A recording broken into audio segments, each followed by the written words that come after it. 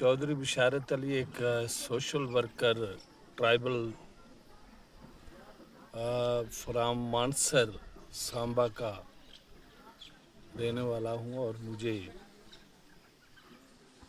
इस बात का बहुत बड़ा दुख हुआ है कि जो छात्रों के इलाके में ट्राइबल बच्ची के साथ जिस तरीके से उस टीचर की तरफ से एक घटिया हरकत की गई है, वो न सिर्फ मजम्मत करने के काबिल है बल्कि पूरी इंसानियत को शर्मसार करने वाली है। हर आदमी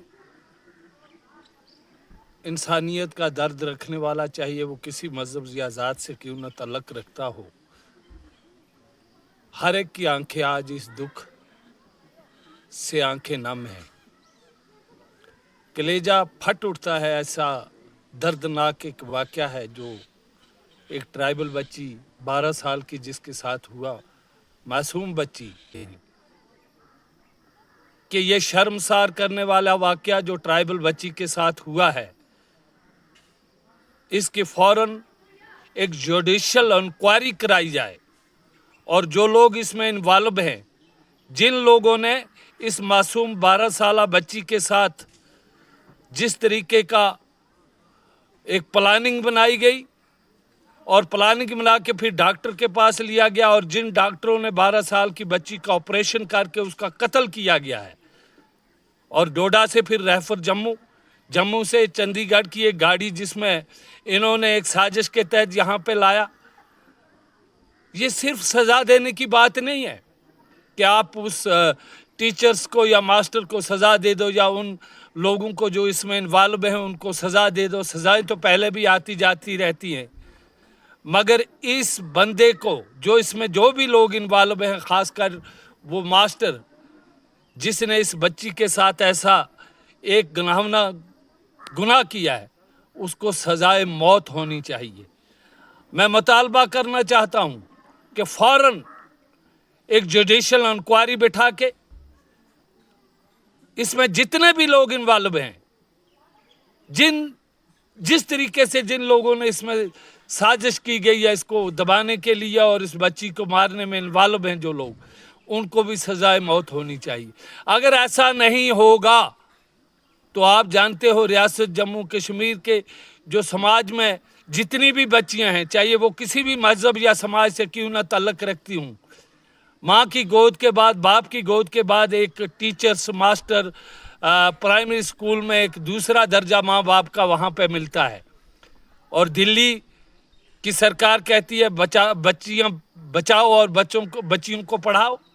यही तालीम और यही शिक्षा आपके दौर में आज चल रही है। आज 12 साल की बच्चियों के साथ इस किस्म का गुहार, इस किस्म का एक इंसानियत को शर्मसार करने वाला वाक़या, ये दुनिया में आप किसी भी देश में चला जाए और अगर आप सज़ा नहीं दोगे, याद रखो पूरी दुनिया आपको देख रही है। आज इस बच्ची का जो वाक़या है, इसको पूरी दुनिया, पूरा विश्व देख रहा है और तुम्हारे मुंह पे थूकेगा, थू करेगा अगर इनके गुनहगारों को सज़ा नहीं मिली गई।